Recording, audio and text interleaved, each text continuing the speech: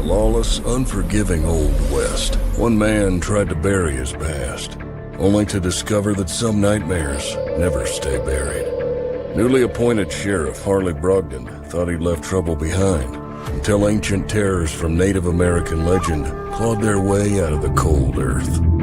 Bronze Star 2 is the thrilling continuation of the critically acclaimed Weird Western series by Eisner Award-winning writer Mike Barron and legendary artist Pat Broderick, co-creator of Creature Commandos. Return to Cobb's Gap, where every bullet fired is a deadly gamble, and every shadow may conceal an unimaginable horror. The legend rides again, deeper into darkness, into a series of hellish nightmares that will haunt you long after the final page. 2 chilling journeys into the heart of the Weird West await you in Bronze Star 2. Pre-order the pulse-pounding sequel now at bronzestarcomic.com. Entertainment news today. You're such a dragon gay. Everything sucks and it's no good. That comes out of Hollywood. There's one place you can go to get all your news and info, and maybe even have a laugh or two. You know it's true. Midnight's Edge After Dark is life. We're stepping nerds and geeks, we will survive. From Star Wars to Jurassic Park, it's Midnight's Edge After Dark.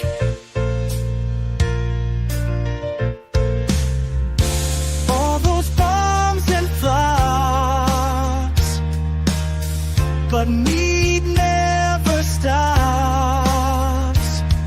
We will keep going through the night as we keep up the culture fight. Midnight's Edge After Dark is life.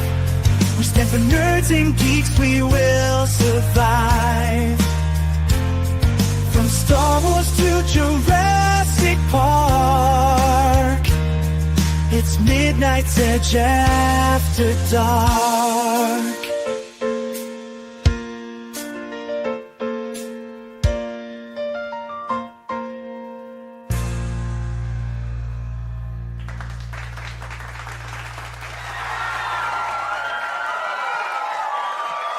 Good afternoon, good evening, whatever it is, where you is listening to Midnight's Edge After Dark. Welcome to the program. I'm Tom Connors. We have with us so far tonight Jason from Sci-Fi for Me TV, about to take a drink there. How you doing? Hello, I'm good. Glad to have you here. We also have coming in from the Great White North, Mr. CC Karaoke. Hello. Hey. Hey. Yeah. Good afternoon. How you guys doing? How you doing, CC? Yeah, doing all right. You know, same old kind of thing. Trying to figure out what to buy people for Christmas is always a pain. Yeah, it's that time of the year. One of the most I- depressing Oh, yeah. times of the year. Going Yeah, to the grocery store and it's Christmas music. I went to the grocery store today and I saw that they had set up the salt barn and the parking lot.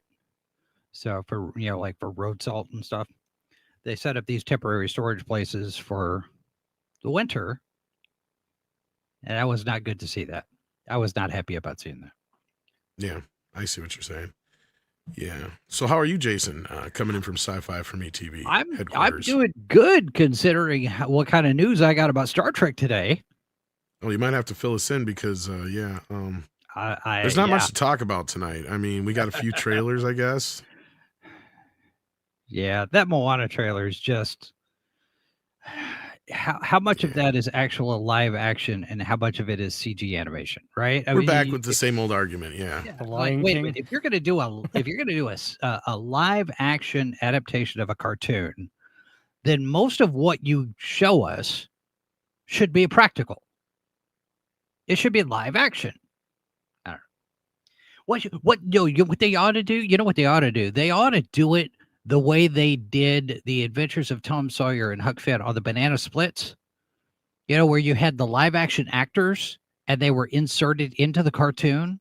And the only time that anything ever looked real is when they actually touched something. Honestly, It that's was pretty crap. much how they did this, Jason. Yeah. If you think about it, because this was just the actors in front of a green screen. Yep. I mean, she's probably hanging on to a green rope there. All this behind her, 100% Doesn't exist. CGI. Yeah.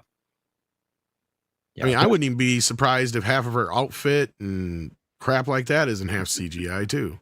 Yeah, and I saw somebody was saying, I can't remember who it was now, was saying that the only reason we're getting this now is because Dwayne Johnson insisted on playing Maui, and if you waited 15, 20 years to do the remake, then he would age out. That's the lamest excuse I've ever heard in my life. Yeah. So Like, yeah, no, this is okay. So this is the main topic. We might as well get into this. Like, look, this is. I thought Moana was okay.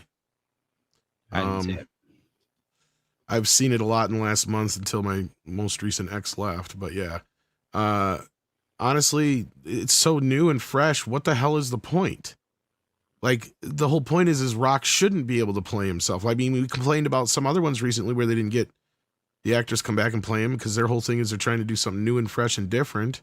Yeah. Well, then what the hell? And this just seems completely out of left field. I mean, we knew this was coming, right? And not only that, you just had a sequel to the original that was a pretty big hit in theaters, despite it being direct to streaming initially, and then they decided to switch it to theaters. And I think that's one of the things they run into here, because you had the live action adaptation on the books in the pipeline ready to go, and it was in pre-production.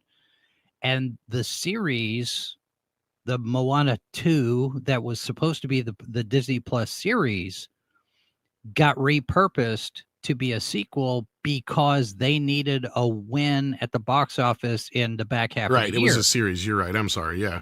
And so I don't think what they should have done is they should have pushed this out at least another year release date, so it's not right on top of the other one. But who knows what Disney's thinking over there? I mean, yeah, I agree with Goddess of Whim, our lovely wrench here, who says, but with the Rock's ego sounds legit. Yeah. Yeah. I mean, I can see look that. at what he tried to do with DC. Right. But CC, I don't know if you're even remotely a Moana fan, but I'm sure you have something to say on this. Yeah. On your initial comments, we start with The Lion King. The Lion King live action, which right. had absolutely zero live action. Not even the actors were live action in that one, right? Yeah, yeah, that's the one I always like to bring up, because that's like, how can you call that live action? It's more or less an animated film. It's no different than a Pixar movie at that point. So, I mean, Right. my other thought here is, because I did see some generally favorable opinion to the look of the trailer. And it's like, okay, Lilo and Stitch did well, and I appreciate that. But I also appreciate whether or not everyone feels as strongly about the change they made in that movie. They made a change, right? Yeah, subtly, well, not so subtly, but enough that people were griped, yeah.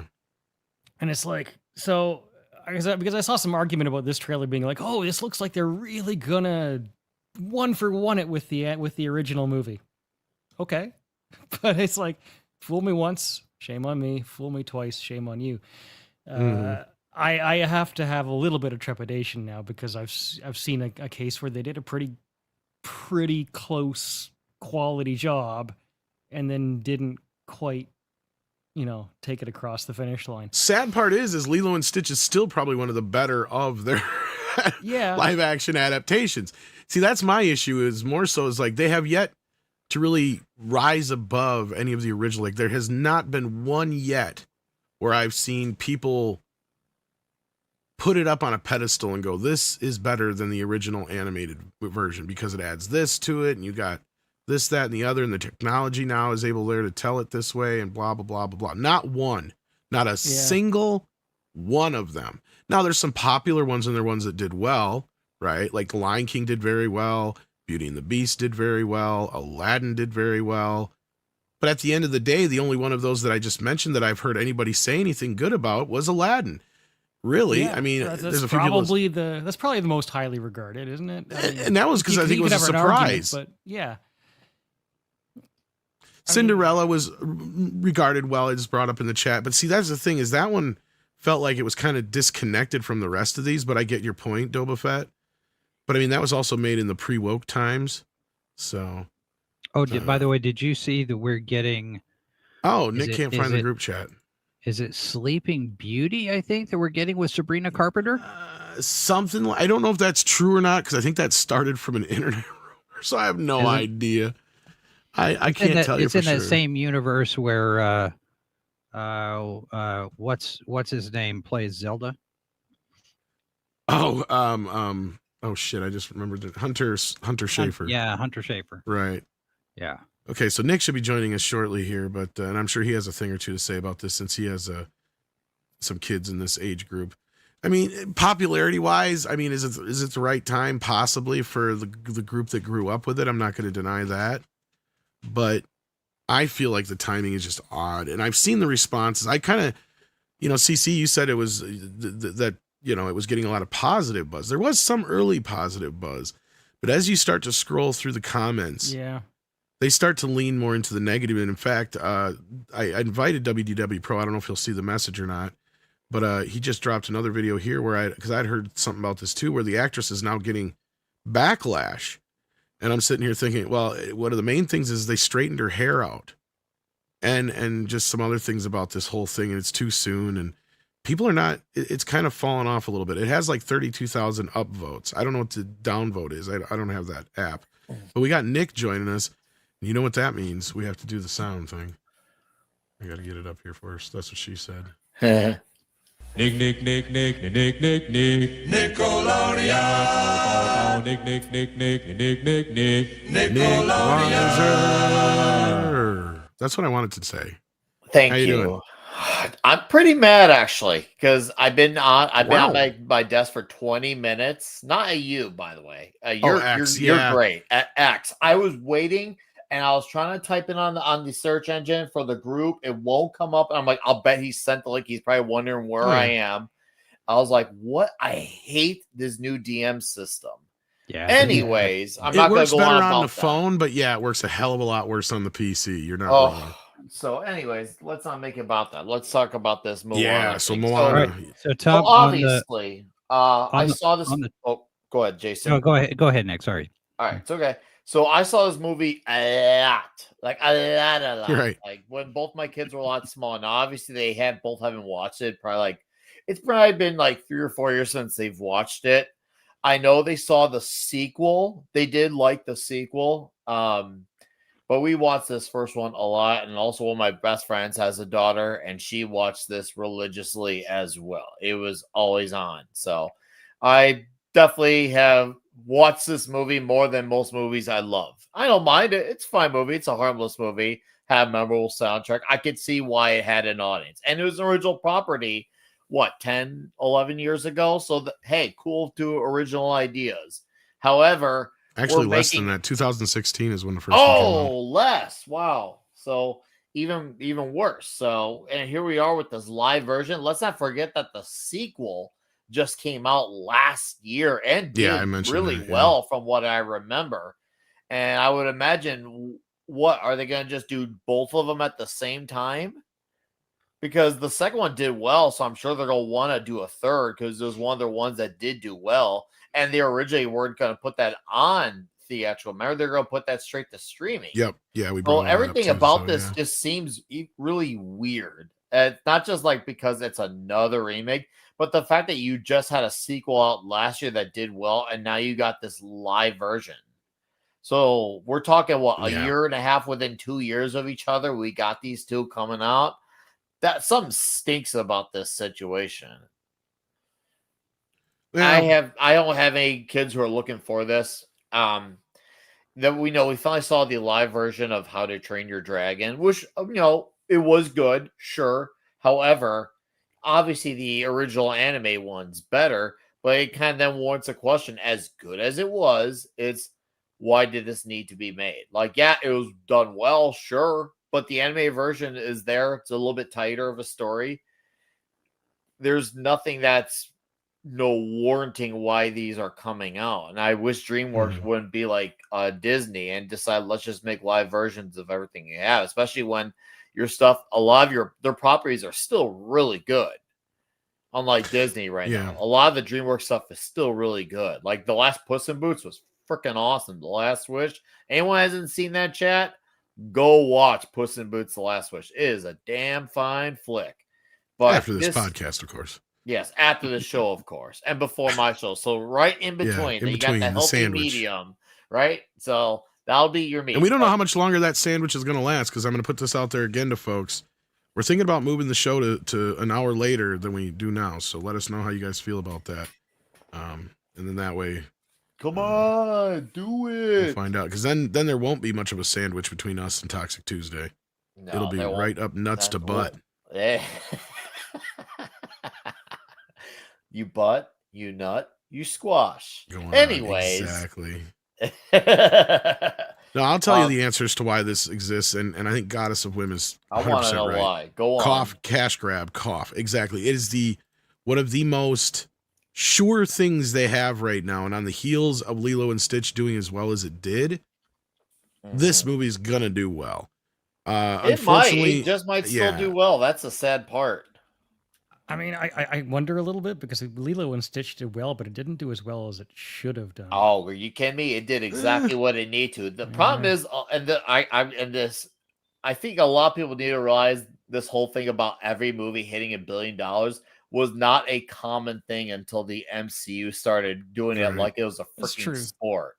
Everyone just, once the MCU started making that like their weekly Tuesday to do it, everyone started affiliating movie successes with $1 billion. Now, granted, do some movies need to make that in order to make their money back? Yeah, sure, some. But as far as a success where it's well under the budget is not even so. This Lilo and Stitch did exactly what it needed to do. Whether you like it or not is not relevant. I'm not talking about you, CC. I'm talking about people in general. It had an audience. I agree that Disney wanted it to do better. I agree with CC that Disney wanted it to do a little better, but I also agree with you, Nick, that it did exactly what it had to do at the time. Yeah. But now I think this is the only one they have a shot at doing the same thing with. Now, CC, you were going to say something else. Sorry, but yeah. No, just because it feels to me like, I mean, as much as I grew up on movies that came just a few years earlier than Lilo and Stitch, like Little Mermaid, for example, was really one of my first big. Of course, I also loved the Aristocats, but that's a whole other thing. Lilo and Stitch, maybe low key, is got to be one of the absolute. I mean, maybe it's not Lion King level, but I mean, maybe it is. Like Lilo and Stitch is an incredibly popular movie, right? And in that sense, that's why I was a little bit like, oh, I thought this was gonna do just maybe a couple 300 million more than it did, and it felt like it flagged a bit to me. And when I started looking around and asking my friends, they didn't love it as much as they were hoping either, right? It's like it was a bit of a disappointment, right, for the fans, even though it was good. And that's why I brought that up, is like, I wonder how that's now going to impact this, because it came out after Lilo, but it's almost closer to Lilo than it is to the other stuff like Aladdin, right? If that makes sense in terms of the generation that it's going for. And then recency bias, right? If Lilo was good, but it wasn't, and it feels like this trailer is trying to pitch something similar. Like they with Lilo and Stitch, they really tried to sell it on, we are going to do this correctly this time. We're not making all these changes. This is true to the source material. And although this trailer isn't telling me much, and if you can totally pick it apart, and I see that the reactions is a bit mixed, I feel like they're going to go the same way with that marketing campaign. And I wonder if that's just going to hurt it a bit. That's all. So. All right. Jason, anything more to say on this? Yeah, I think you had the ratings, didn't you? On the I do. So on the trailer, right now, currently, it is sitting at likes 33,297, dislikes 63,362. Oh, wow. That's not good. Yeah. That's yeah. So I see now why Pro put that story out. And so I feel like Lilo and Stitch might have actually done a lot of damage, more than you might at first think. That's, you know. Is it that, or is it just that? I think there's just a lack of interest. I think it's. I was going to say, because if you go through the comments, I think it has nothing to do with Lilo and Stitch, because if that were the case, then Lilo and Stitch would have just bombed the same way Snow Brown did. They're all Disney properties. People who hear those things, they all know that they're Disney properties, even normie. This is just people are judging these things individually, case by case. Stitch is one of those properties, too, that as time went on, as generations came on, it got substantially bigger. Because if you look at when it came out 2002, it was a hit movie, but it wasn't, a $800 million movie.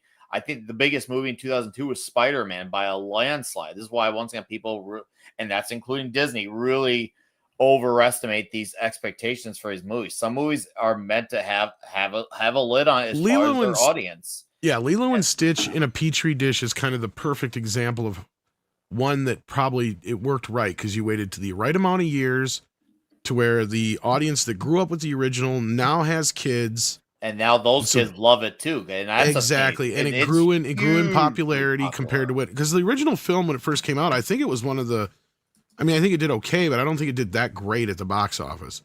But over time, the through home video and other things, that's where it grew.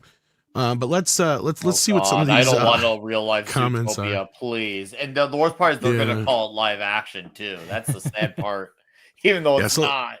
So what you're referring to is the second comment here. It says, just wait till we get to live action Zootopia with real animated animals. And then I love here what Gastro Bongo says, got to give credit to Disney for leaving the comments open on this one, right?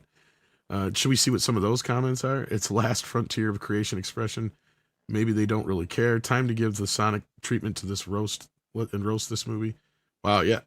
People are not on board with why the hair salon aesthetic for her hair. She had perfect island girl curls. Yeah, see, this is one of the things that I saw that was popping up. Chat GPT, make me live action trailer for Moana. Yeah. Remember, everyone, Bob Iger is not a creative. He's a numbers man. Bad one. A bad one. And then this one says, animated OG Moana film isn't nearly old enough for a live action remake.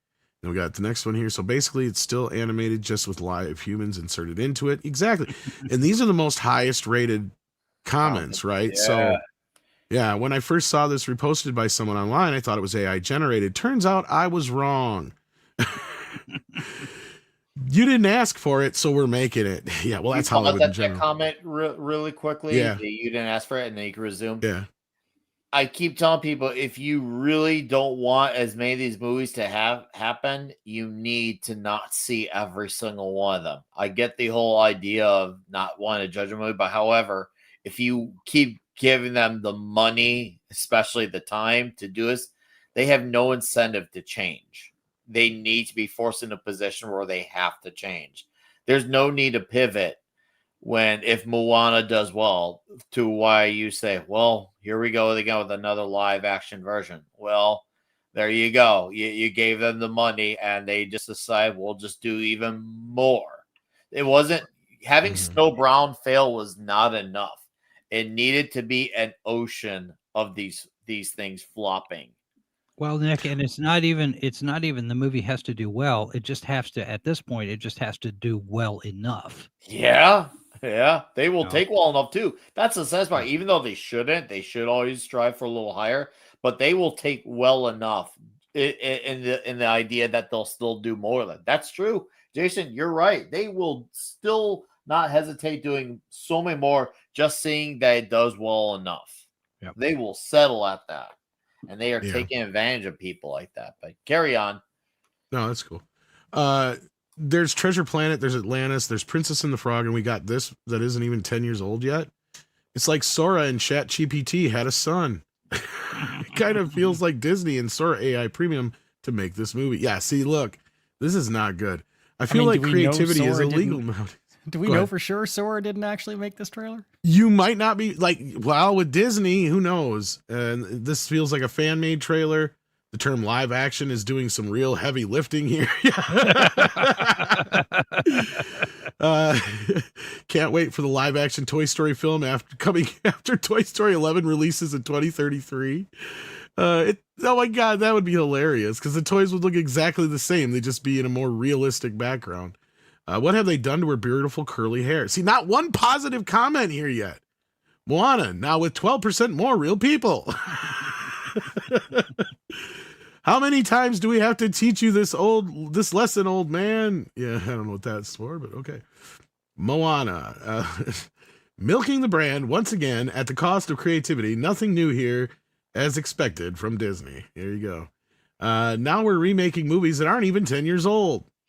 Who else is here before Disney turns off the comments to make this kid-friendly? Live action, 1% real actor, 99% animated environments. Yeah, the audience is catching up with this shit, man. Do you think you're shooting this on the volume? Oh, God, yes. If not, it's all blue screen, green screen shit, like we said. If I saw this movie on a plane, I would still walk out. Honestly, I think it's more green screen because of the way the shot looks. Yeah. It looks like she was shot on a green screen there, and that's fake lighting on her. It could be a volume, but... I mean, live action Lion King was the prototype for the volume. Yeah. I mean, that's what, one led to the other in terms of the technology. What did they do with that though? How did they use that as? No, actually, you're right. You're right. Jungle Book. I'm sorry. I remember when that came out in 2014. I was gonna say because Lion King was Lion King was mostly in computer. Half a decade later. Yeah. That was my one mistake for today. Okay. No, that's okay, It sir. happens. Anyway, Hat Sam says, if I saw this movie on a plane, I would still walk out there. Somebody's got to say that almost every time, you know. This somehow looks more digital than the original movie did. Another live action remake nobody asked for. I can't be the only person disappointed in this, even being creative. This looks AI. This looks like Disney told AI to make a live action version of Moana. Coming out with a theatrical sequel last year and a live action remake 2 years later is crazy work. New rule, a film needs to be at least old enough to drink before it can be remade. Oh boy, I can't wait for the live action Tangled movie, said no one ever probably. What? Guess what? You're getting it. Yep. There's been a lot of talk on that, yeah. The rumor is McKenna Grace, maybe for Rapunzel. I was going to say there's been a few rumors out there, but yeah, I think I've heard that one too. Why does this look more animated than the original? Exactly. So much CGI and image processing, even the real footage looks animated. Yeah, that's my problem with this, is you can't even tell. And there was a great video I linked. I forget who put it out, but it's a big channel. And he's talking about, because we always have this debate about why movies don't look good anymore. And we're not wrong in all the things we've said, but there's a little more to it. And this guy really breaks it down and gets into it. And a big part of this, and he's right, and I never really even thought about it so much, but although I've kind of leaned into it a little bit, is that there's so much digital processing going on with every single shot and every single movie now. That's why they look so fucking fake.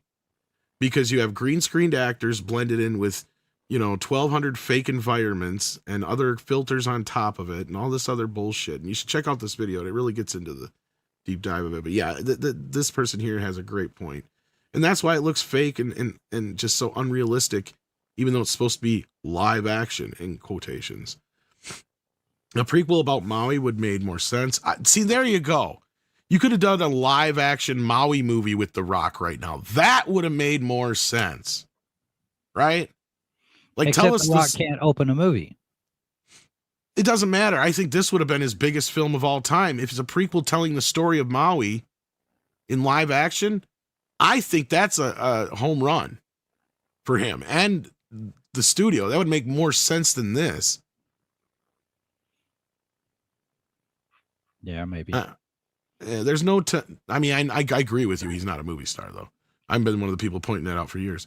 He says, if there's no Tamatoa singing Shiny, I'm not watching. News reporter, what inspired you to make Moana remake after the original? Disney. Money. Fans. Wait, is this live action? Disney. Yep, live action that looks 90% animated. I think none of us are ready. I think none of us are ready how terrific Tamatoa will look in this movie. Horrific, sorry. I don't even know what I'm reading here anymore. Everyone in the comments, I don't need a remake of this. It's already perfect. Disney. What can I say except you're welcome? That was good. So yeah, they're all pretty much That the same was kind really of stuff. good. That may have been my favorite one using that line. Yeah, I think that's the best place to end that because the rest of these are just the same, repetitive. Not one positive one yet. No. Not one. Like they're all pretty much just the same recycled comments. So it's like we're getting almost to the comments where they're almost like recycled remakes now. See, look at this one. Exactly the same comment from like 5 minutes ago. A Moana remake before Tangled and Princess and the Frog is crazy. Yeah. There's one right there. Not gonna lie, an animated version of this would be lit. Yeah. Okay, now that's the new best one. Shit. Yeah, these are not one good fucking comment. Wow. This before GTA 6. It's gonna happen. We got Moana 2, and the non-live version of it, all between the last Grand Theft Auto GTA 6. Words cannot describe how tired I am. Me right now. Oh, dude, these are getting better as you go on. Not only that, but we're getting this live action Moana before we get the Winds of Winter. Right? That too. Oh my gosh. I do think you hit the point earlier, though. Like, they have not made one of these yet that is at least the fans could say this is an equal to the original, or close even an to equal. Exactly. Yeah. Never mind surpassing, just being in the same league as the original. There's nobody who's sitting here with an actual expectation that this is going to reach that. I mean, if Lilo and Stitch maybe is the closest they got, yeah, maybe there's a couple times they kind of almost sort of, but they never really actually got any fans of any of these movies to say, yeah, this is on par, or this is like 80% of the way to on par. You know, it's. And the sad part is Snow White could have and should have been a good movie, right? Yeah. Had they cast it right. With the technology nowadays, it makes sense because of all the older Disney films. That's the original one. That's the one you pay homage to. You know, you kind of give it something to make it fresh and exciting, but not Rachel Zegler, right? I mean, I'd even say, fine, keep Gal Gadot is the queen. That's fine, but you got to come up with something better than that. And this whole like trying to change the story bullshit. No, you just expand upon the original because. The only other one I could think of now, and this one kind of predates the modern ones, but it almost is considered the original of these when people talk about these, is 101 Dalmatians. A lot of people liked that remake. They didn't. I don't know anybody who says it's better than the original, but most people will say it's good because Glenn Close kills it as Cruella de Vil. And then you've got the movie which just expands on the original concept and gives it, more life. But to me, that's one of my favorite of the animated films, and that's why I've refused to watch the live action one. I've yet to see it for that very fucking reason. Same thing with Pinocchio. I will not watch that live one. action than even it is. That's the thing. You're right. That's the thing. At least that movie had a lot more meaning to the term live action. As much as I prefer the animation, at least the advertisement of it being live action was not completely misleading. Whereas a lot of these ones have all been just basically CG'd movies with some live people thrown in. Now, correct me if I'm wrong, because I have not seen that one or the sequel to that. The dogs don't actually speak in the movie, do they?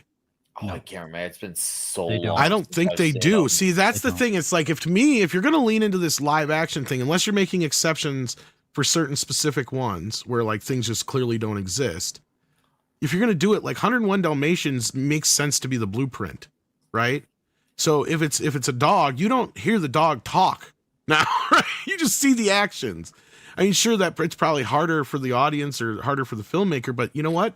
To me, that makes more sense, and it almost makes me want to go back and watch it now, just to see. Because I've heard a lot of people tell me how good it is, and it's just like, I just don't know. I was just Googling it to check. That's the live action of that came out in 1996. If I'm correct. So I mean, that's a whole different era of Disney, a whole different era of filmmaking. You're not wrong. Yeah. I mean, I kind of agree. It was not a bad movie. I saw it one time and I don't remember it being bad. I would have to like go back and watch it again to refresh my memory, but I remember it not being bad. And Glenn Close is just awesome. Like as an actress, she's awesome, and she was. Oh, they give her a reason for hating dogs. Yeah. Oh, that's stupid. That's why I didn't even remotely want to see the Emma Stone movie. Because I'm like, giving Cruella a reason to go after the puppies other than she wants a coat is stupid. Because that's what makes her so evil, is that she just does not see how disgusting it is. She just wants it because nobody else has it, without thinking about why nobody else. You know what I mean? It's this cruel punchline of a villain. Like, she's literally called Cruel Devil, right? I mean, because who could be more crueler than somebody who could kill puppies to make a coat? For no good fucking reason. Yeah, I seem to recall that it was some kind of an event, some kind of a trauma thing. With but dogs. They don't dwell on it. And she doesn't ever. It's been a long time since I've seen it. And I haven't seen it in like 25 years either. So it's like, I don't think she talks about it that much. I think there's a couple of moments where it goes back to it, but it doesn't dominate the movie. It doesn't. Psycho Magnus, just to be clear, are you not misinterpreting the Emma Stone movie with the Glenn Close movie, just to be sure? Because nobody's ever really said those kind of things about the Glenn Close one before. So I just want to be positive that you're on the same page.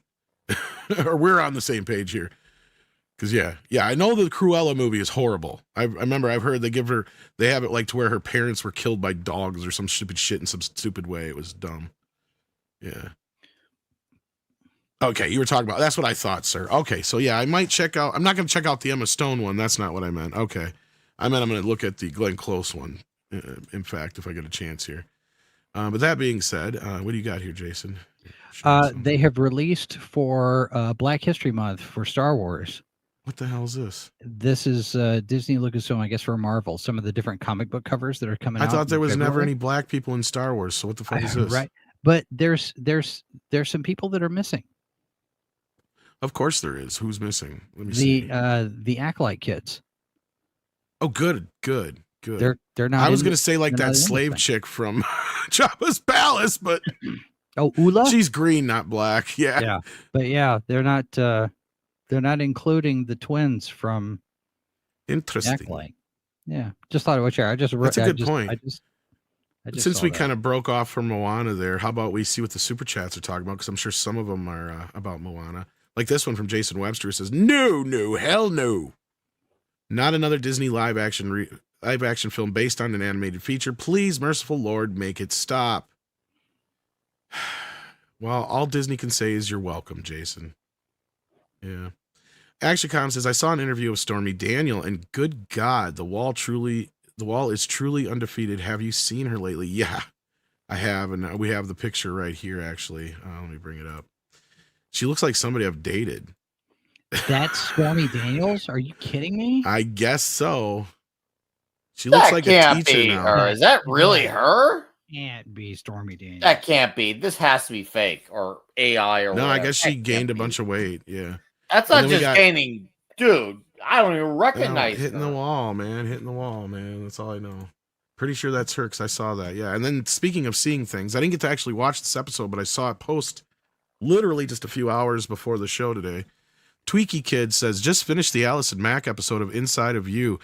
Good for Michael Rosenbaum for checking on his old coworker, but with the freakery Mac was involved in it, this was a little cringe watching." Yeah, I was curious how they were going to handle it. I'm sure we're going to get a dozen write-ups about this, so don't be surprised if this isn't something we're talking about in the next week or so. So forgive me for not commenting too much now because I don't even know what was said in the interview. I haven't got a chance to check it out. Has anybody here got a chance to check it out yet or know anything about this or know who we're talking about? I know she did there's a specific podcast that she's doing talking about the whole Nexium thing. I didn't know she did Rosenbaum show. Yeah, this literally dropped today. I saw it this afternoon. I'm like, ooh, too bad I don't have time to listen right now, but yeah. Psycho Megan, she had about 11 walls. That's good. Goddess is like, who, what, huh? Yeah, Allison Mack, who is a former Smallville co-star of Rosenbaum's, was on his podcast and interviewing today, and I'm assuming that the whole because I think it's even in the title, the whole Nexium thing is covered. And if you don't know what that's about, Goddess, you're gonna have to do your own search Yeah. up on that because that's a whole iceberg of shit. I just found s- this, So yeah, I mean, but this is from January 2024, and yeah, yeah, she doesn't look good at all. no, She doesn't no, look healthy. no, yeah, Strange what stress will do to you, right? yeah, it's strange. Oh, we got Infinite Wanderer who says with 5, if you need some catharsis from Disney, look up Disney Villains Confront Disney CEO by Pixel Playhouse. It's a fan-made song. Well, maybe we'll have to check that out. Oh, let's see here. Was there anything else I wanted to bring up before we look into that? Thought there was some minor news to talk about. I have Star Trek news. Oh yeah, Yes, what was your Star Star Trek Trek news? That's right. I was trying to remember what Look it it was. out, man. All right, so Oh I yeah, that posted Kurtzman's out. Yeah. I posted a video. Kurtzman is out, and I got clarification from my insider saying that he has been told he's been given a deadline of December 15th. He's out, and they are going to start redressing the sets in January to start shooting something else that's not Kurtzman Trek. Kurtzman is done. He is done, gone. Like Abrams is done, gone. Star Trek United is still on the bubble. And if it happens in the production pipeline, it's going to happen before the movie. Otherwise, it doesn't happen. And the movie from Jonathan Goldstein and John Francis Daley is going to be the beginning of a trilogy. It is set after Nemesis, and it's in the prime timeline. And everything is going to ignore Kurtzman and Kelvin completely. And moving forward, everything is going to be kind of like Agents of S.H.I.E.L.D. in the MCU, where the show is impacted by the movies, but not vice versa. They all live in the same universe, but the shows are not going to have any impact on the films. The films might impact the shows, but they're going to live separate but equal type of thing. And Paramount might sue Secret Hideout for breach of contract. I mean, a lot of this sounds too good to be true, so I'm going to take it with a huge grain of salt right now. Oh yeah, and it'd be great if I could independently verify that, but it's one of those things. Like, well, it would be nice if it all happens, but you know, you and I have we share a source on this. Yeah, but see, outside of that specific person, I have not heard much about Kurtzman. See, that's the thing. So, well, Tachyon Pulse put a video out today that said similar things, not quite as detailed as what I got, but I was just going to say that. Just to finish up my point real quick, I was just going to say that, but the fact that all the new stuff that is being announced after the Skydance merger has nothing to do with Kurtzman leads me to believe that at some point he will be out. Yeah. I mean, from a perspective outside of you two, like, I mean, I'm just sitting on the outside of this conversation. I don't have any sources, right? It would make sense to me from everything else I've heard that is verifiably in the news. Kurtzman does not appear to be a prominent figure going forward, right? I can buy that right now. Yeah. Well, and we've already been told, we've already heard from multiple places that production on everything Kurtzman Trek has to be wrapped up by December, because that's one of the reasons why they've rolled Strange New Worlds straight from season 3, season 4, season 5. They haven't taken very much of a break in between shooting all of those. And season 5 only getting 6 episodes is a budget thing more than anything else. What I got told was the budget has been depleted so much because of all of the overspending and the reshoots and trying to fix things, that by the time they get to season 5, CBS paid for 2. They took 2 episodes. They took money from season 4 to pay for 2 episodes of season 5. And then Kurtzman's on the hook for 2 because nobody's got any money for any of it. and CBS won't spend any more to fix things. I don't even think we're going to get season 2 of Starfleet Academy. They could Batgirl that whole show. I would not be surprised if Starfleet Academy. I don't know gets if they better. can contractually though. That's the only thing, because that's the thing is that show. I see. Here's kind of more where I can come from what I've kind of heard on the other side of this, if anything, because I haven't heard much of anything about Trek and Kurtzman, like I told you. But like, if anything, getting this other show done is just part of getting his contract done. Yeah. So I think it's still gonna air just because they have to, and then it's move on from there. Because I think even his year was up here this next year or whatever for his 5-year extension or whatever. But And to answer the question about the breach of contract, it's more to do with the agreements and promises that are in place, the obligations that Skydance has with the FCC. Because apparently Skydance made some promises to the Federal Communications Commission to clean up the act over at Paramount CBS and unwokeify things. And Secret Hideout moving forward intentionally has undermined that, according to this report. And so they may sue Secret Hideout for breach of contract for undermining their obligations to the FCC. How much of that is true? Who knows? But it would be nice if it happened. Well, what I buy into is that if Star Trek is under a new ownership group, that it might want to change creative directions. I don't know what the complications might be behind the scenes, but I would buy into the notion that if you have a new creative group in control of it, they probably would hopefully be smart enough to want to take their own direction with it. That would not be the direction that they've been going with Kurtzman. I would buy into that, right? Yeah. Nothing And I wrong haven't with pouring a heard whole any- lot of salt on a rumor that's not completely verified yet, but I buy into the notion that I don't see Kurtzman being around the way that when pigs fly, Kathleen Kennedy is going to go away. She will become an android and meet the singularity and live forever and dominate over Lucasfilm until the end of time. I don't necessarily believe that about Kurtzman, right?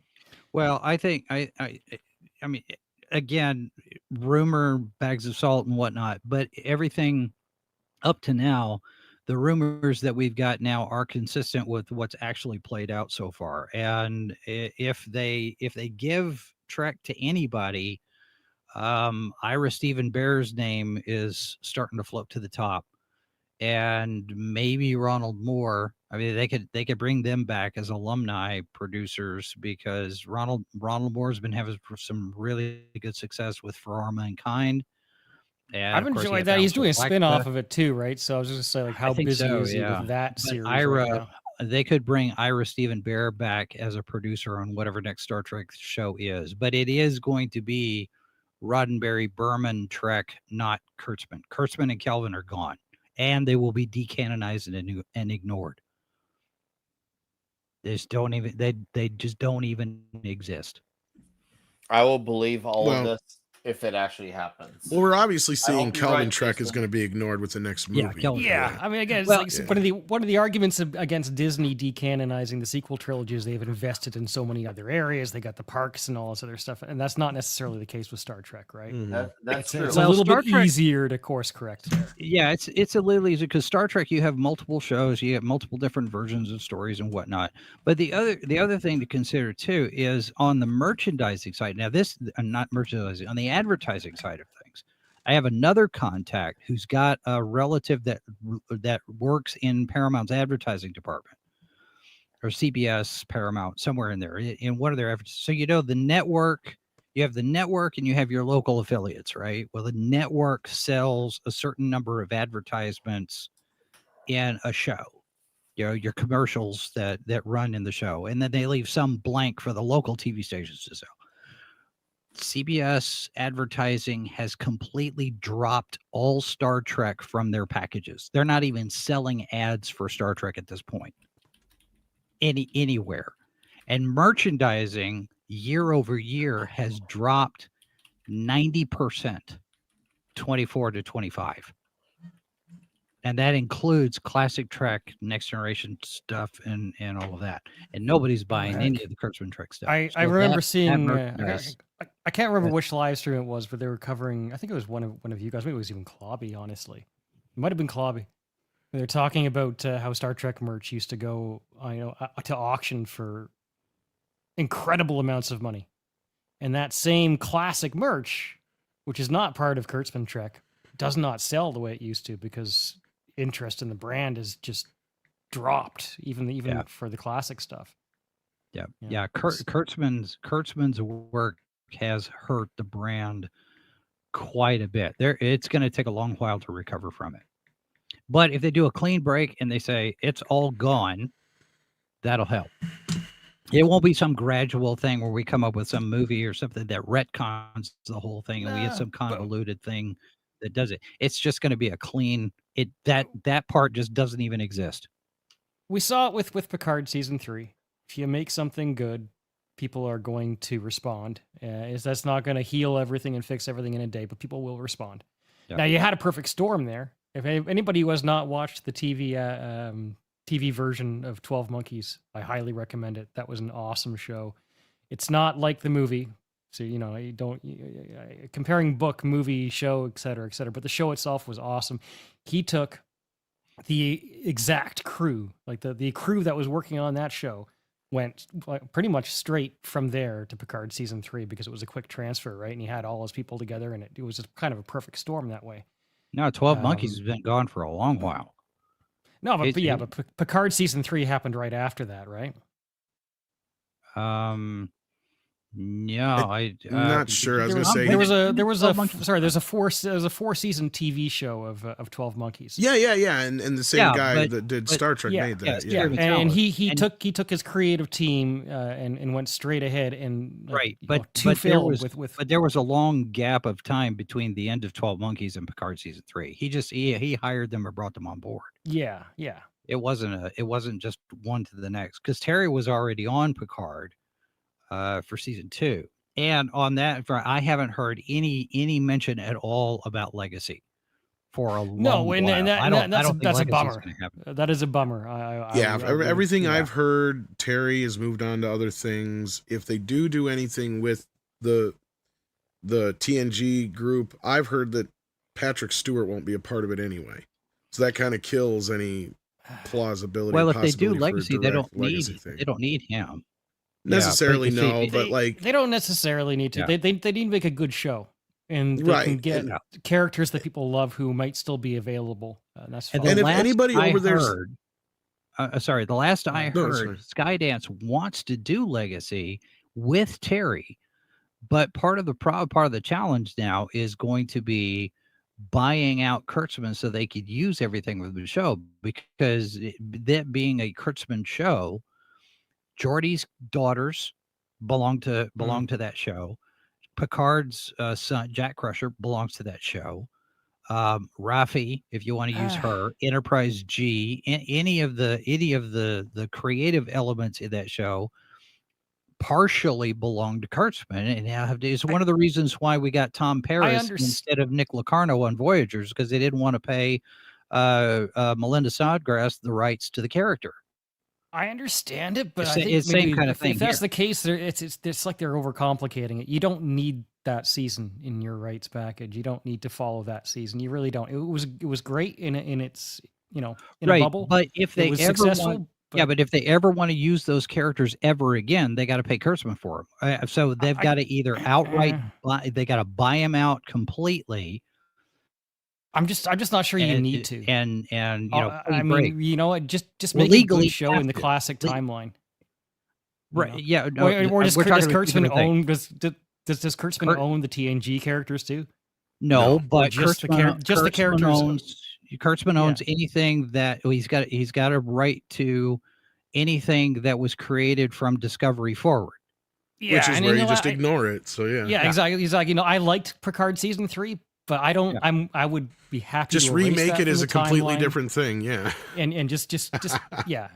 It's not so valuable that it should really be a problem. Just no. It was nice, but we can forget about it. And if anything, like I was gonna say, was like they just need to look forward, right? Like that's the thing. Yeah. If anybody over there's listening, I doubt Ellison is that. I don't think he has his hands directly into the point where he's like, I think Star Trek needs to be. No, there's bigger fish to fry than Star Trek over at Paramount right now. Except he's a And huge Star Trek fan. he could So be. He could be. I don't know that for sure. I never really heard one way or the other. I don't know that much about him.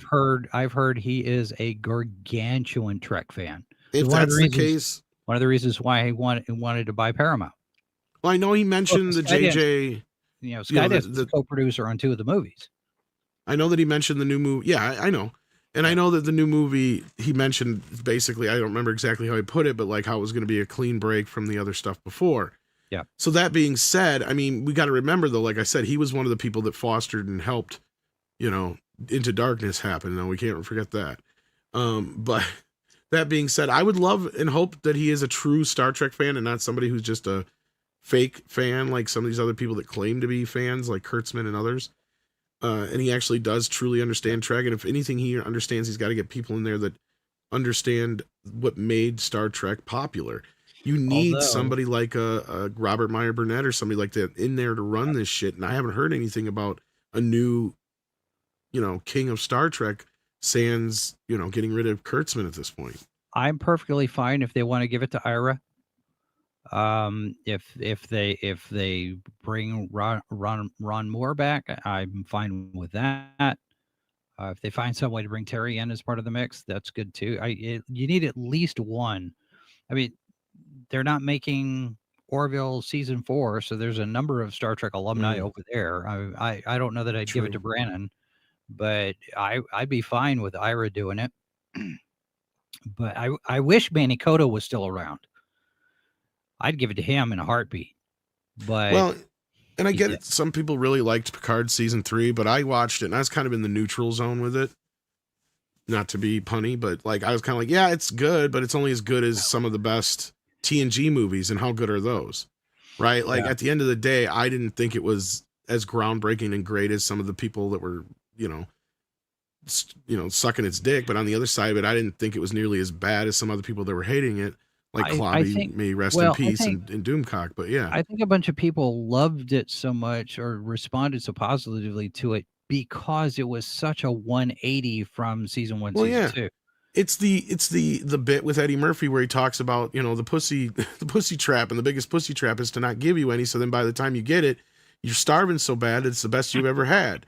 Right? Like that's exactly what this is. This, and that's what I tried to remind people at the time too. I think also it's kind of like when DC did New 52, right? And sales were great until they weren't, and the fan blowback was enough that they retconned New 52 with Rebirth. And Jeff Johns wrote, I remember Rebirth #1 coming out, and in that script, the Jeff Johns is basically, through the character dialogue and the narration stuff, basically saying, yeah, we know we screwed up. We're sorry. We're going to fix it. And Picard season 3 kind of felt like that. It was kind of Terry sitting there going, yeah, we know it's bad. This one here, we're going to try to make up for it. Because when Robert Meyer Burnett asked him, he was like, how did you get away with this? He said, well, they weren't looking over my shoulder. They just let me do things because they don't care anymore. The show's done. And so he was able to do a bunch of things that I think if there were plans for a season 4 or season 5, he would not have been able to do season 3 the way he did. Oh, I agree with that. If I'm comparing how I feel about the quality of that season, I would compare it to Star Trek Insurrection, actually, because I kind of enjoyed that as an episode of Star Trek. It wasn't really the best episode of Star Trek, but maybe it's aged well insofar as like I can go back, I can watch that, and I can enjoy it as a kind of piece of somewhat classic Trek. I think maybe it gets a little bit of a bad rap sometimes. I didn't hate Star Trek Picard season 3. I didn't hate it, but I don't know that I was affected by it like one of the greats. Oh, it wasn't the best. No. No, Insurrection's a good comparison because Insurrection is basically one of the closest of the TNG films to an old episode. Yeah. But the problem with it is we've already had this episode like 3 times. Exactly. And Picard season 3 was that too. It wasn't anything new. It was nothing new about it, really. It had that kind of film gloss to it. It felt like you're right, felt like it was a TNG movie. But it was nothing we haven't seen before. But it felt really nice because it did also feel a little bit like Insurrection is probably of those 4 movies, it's the most like episode of those 4, and in that way, I feel like it's aged well, right? I think And I don't Insurrection think is also the first one that used a digital enterprise model. well that I'm not particularly That I'm not sure 100% but- sure on. I know that movie's so it was so like rushed that it famously Yeah. they never even covered up the green or the blue screen in the final fight because they're just like, fuck it, it looks good enough. We'll just leave it like that. It's not the greatest movie, but I appreciate it. You know what I mean? And I think with Picard season It 3, is I'm one of the going to- better. Yeah.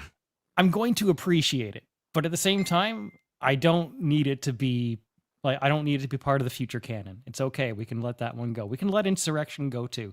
I can still have it if I want to watch it later. I will appreciate it, but it's Well, it and is where it is. Picard season 3 as a whole has the same problems, in my understanding, especially from remembering having conversations with Clobby, and so on, about how the Picard and some of the other characters in the movies are not the same characters that they are on the TV show. And I never used to pay that much attention to notice it until more recent years when I've seen a lot more. And I'm like, oh yeah, I see where everybody's coming from now. Because Picard does things in all of those movies that he would never have done in the show. Insurrection being another one, right? With his whole, sleeping and getting involved with all that. He would have handled that completely different, I think, in the show. But That being said, I do agree Insurrection is probably one of the closest to a TNG episode of the 4 TNG movies. So that, other than that, like if you wanted to spin off of that, if you wanted to continue with that, if you wanted to just bring back the cast and kind of pretend that shit never happened, I think most people would be fine with that. I don't think people hold Picard season 3 up on this pedestal like they used to so much. People have quit talking about it so much. It was the highlight of the Kurtzman Trek era so far, and the only reason it's a highlight is because it had the least to do with him. Right? Let's be real. And at this point, that's why Kurtzman has always held kind of from what I've heard from multiple places, that he was not happy with 3rd season, not because it wasn't successful, but because he wasn't the one who was responsible for its success. Yeah, he's jealous. Well, and jealousy. The other thing too that I heard is Skydance asked him, went ahead just out of professional courtesy, asked him for a legacy pitch, and he pitched a version of Legacy that we think they sent to Jerry Ryan. They offered it to her, and she refused because it wasn't Terry.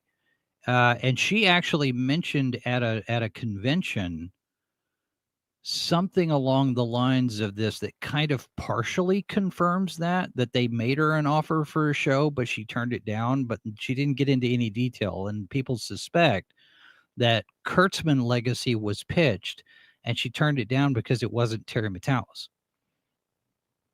And that's consistent because she and Terry go back all the way to they started at Voyager the same year, him as a production assistant and her on the show. They've known each other that long. Mm-hmm. So. Well, we'll have to see what comes of it. Let's see what you guys are talking about out there. We got Hunter Dvorak in the house. How you doing, Hunter? Says, I always thought a live-action remake of Hunchback of Notre Dame and Atlantis, The Lost Empire can work, while something like Emperor's New Groove can't. I definitely agree with the latter part of that, but here I'm gonna let you in on a little secret. There's like 5 different live-action versions of Hunchback of Notre Dame already. There's even a Dr. Pepper commercial of it. Oh God, yeah, there's tons of them. But I see he wants a Disney version, but yeah. Dr. Pepper. Yeah. Yeah. I'm a man. Yeah. Anyway, Atlantis, I've heard a lot of people say that. That one I can understand and see. Yeah. And I agree with you. Emperor's New Groove, there's no way you could do that in live action without doing it any kind of justice now.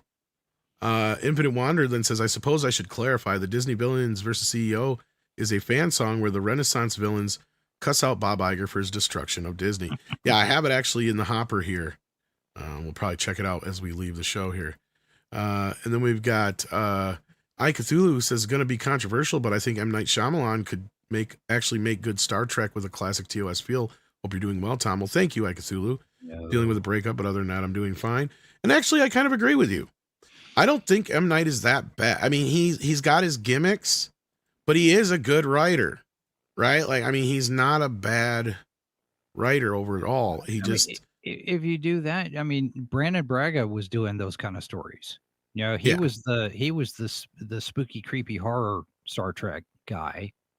Yeah.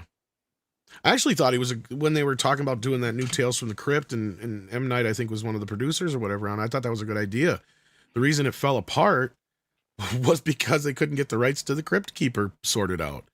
So yeah, that was the big deal there. But no, I think M. Night gets a lot of like a lot of shit he probably shouldn't. But now, get me wrong, Glass was garbage.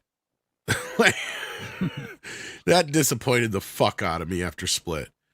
Because, like, Unbreakable was probably my favorite film of his before that. Because I like The Sixth Sense just like everybody else. But come on. That movie you can only watch once or twice before the gimmick just kind of goes to, you know. You're like, yeah, okay. We know what's going to happen here. Yeah. There's nothing really to it that really kind of is rewatchable after that point. But that's just me. But no, I don't think that's as controversial as you probably think. And then John Riker says, am I being stupid wanting Babylon 5 remake? No. No. I mean, there's always stuff that, I mean, I've been somebody who's generally not as against remaking stuff or, you know, reimagining stuff as most people are.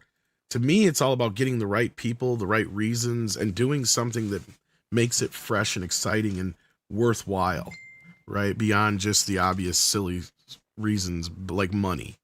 I mean, a lot of the old good remakes that we kind of love came about because things had changed so much since the original, or the original wasn't as well known, or special effects have come, you know, leaps and bounds from where they were before.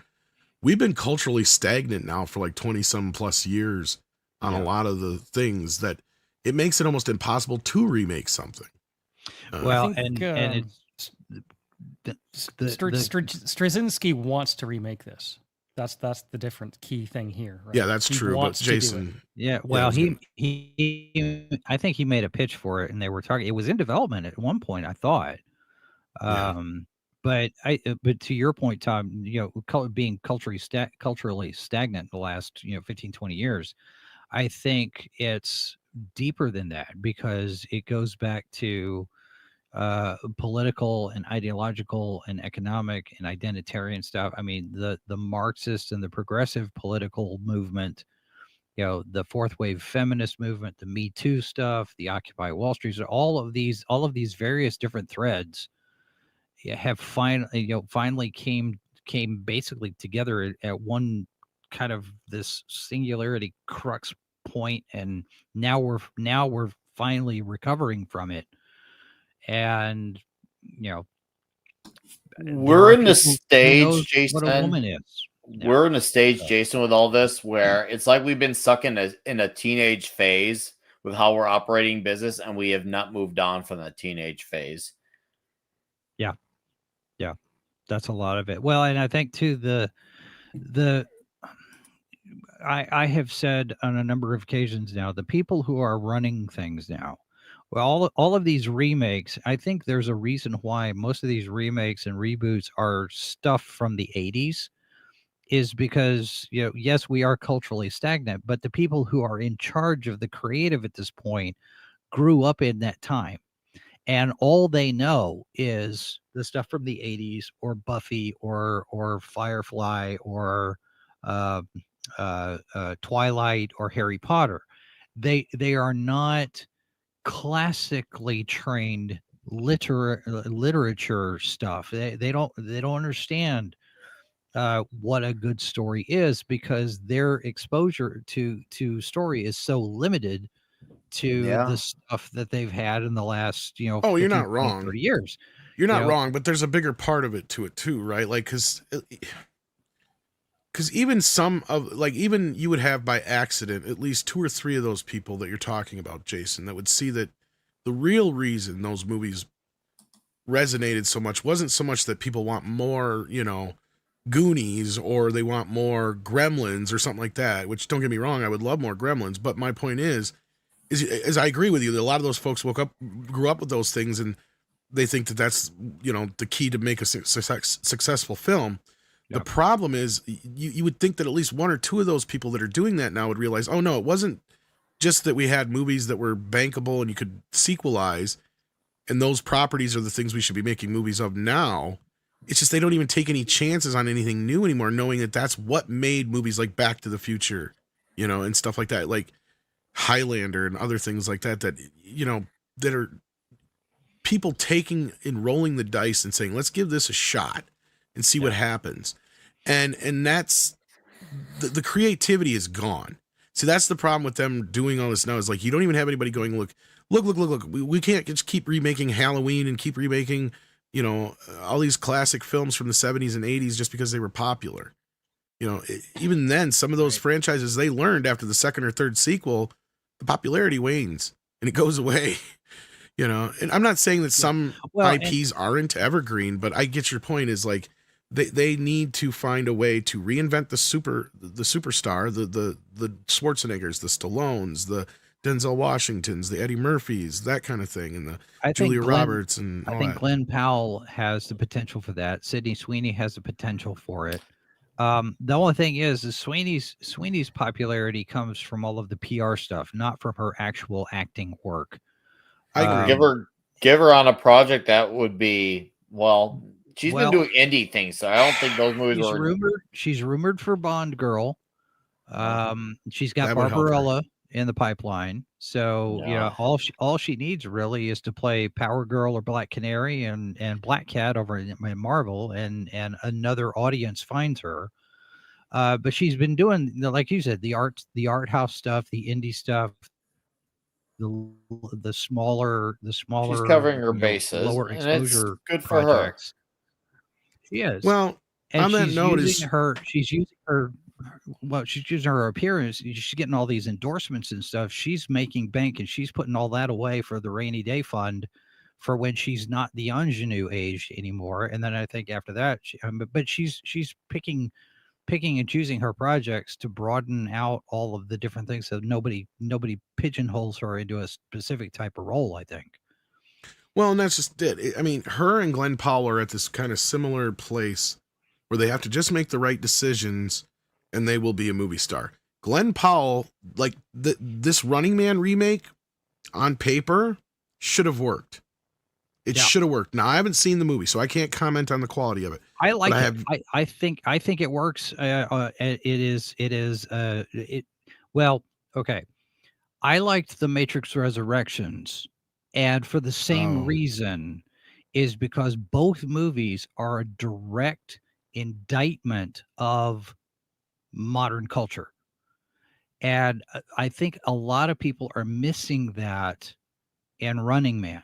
I mean, there's some a little blatant hit you over the head at the end, but it comes after you've gone through this entire movie seeing this dystopian future where social media, corporate media, surveillance state, all of these different things. And I was talking to Mitty about it afterwards. I said, it's the thing about the difference between the two different movies, the Schwarzenegger movie and this one, is that this one, the dystopian state, I recognize because we are closer to it.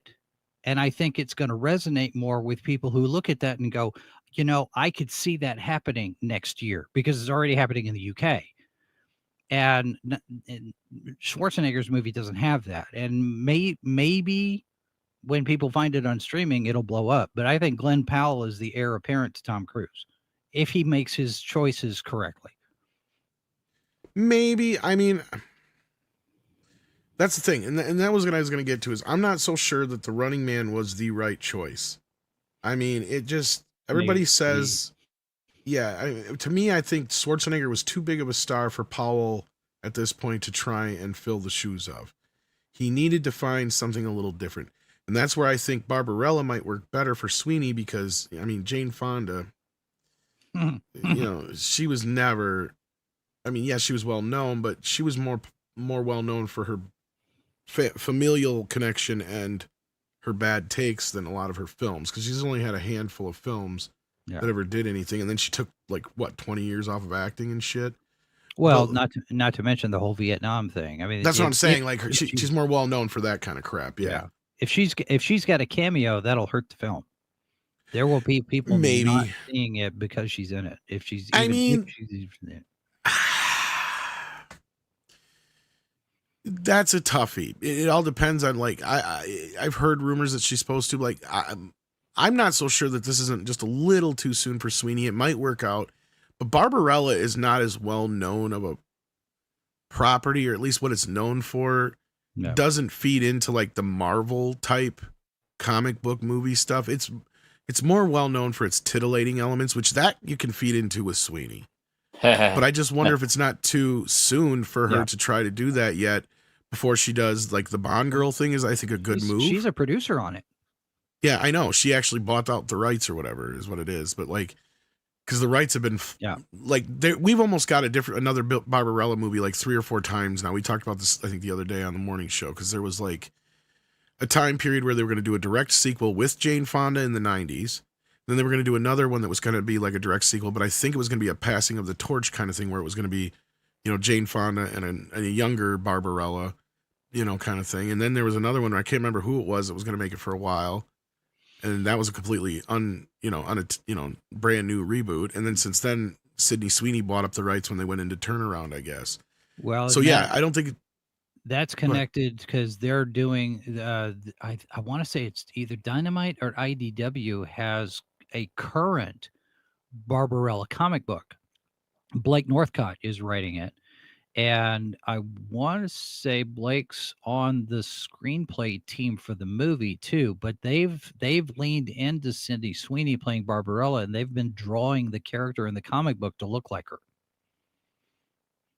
And she may have actually asked for that if she owns the rights, so I have no idea. I mean, I don't know the exact ins and outs of all of it. I've just heard and read little bits and pieces here and there, so I know that much and what we've talked about on the show and stuff. But that being said, I think she might be better off if she gets to be a Bond girl, do that, then do like a romantic comedy, and then do like an action comedy with somebody, like a Glenn Powell, then do Barbarella.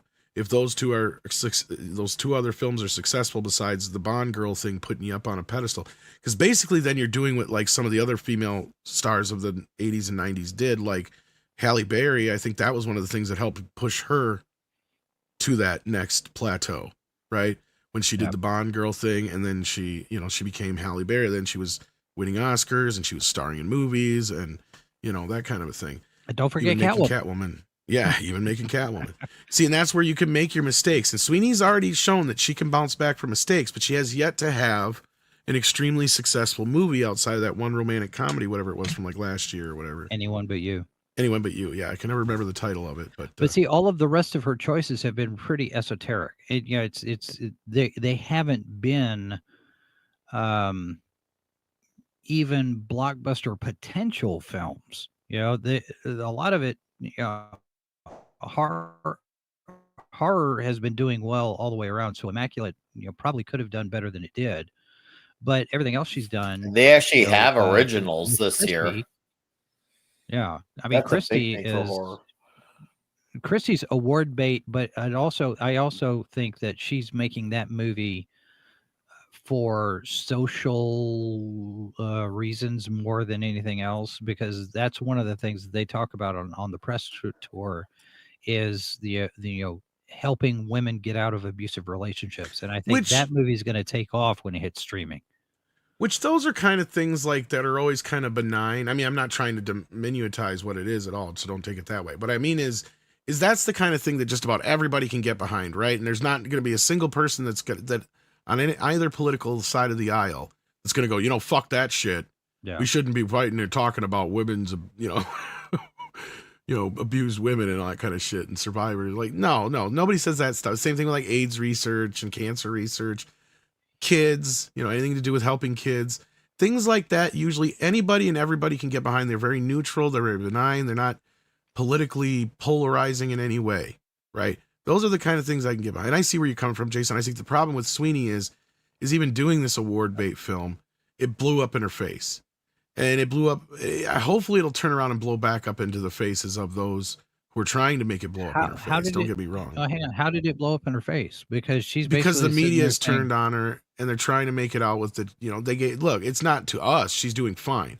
I'm talking about to the people in Hollywood, the people that are going to hurt her chances, because she had her moment to sit there and say, and we applauded her for saying, if I have something political to say, you'll know it and I'll say it. Right. When they tried to get her on the GQ article. Yeah, the Trump The thing, interview. right? Because Yeah. all they wanted her to do was to say, no, I'm fuck Trump. That's what they wanted her to say, and she didn't do that.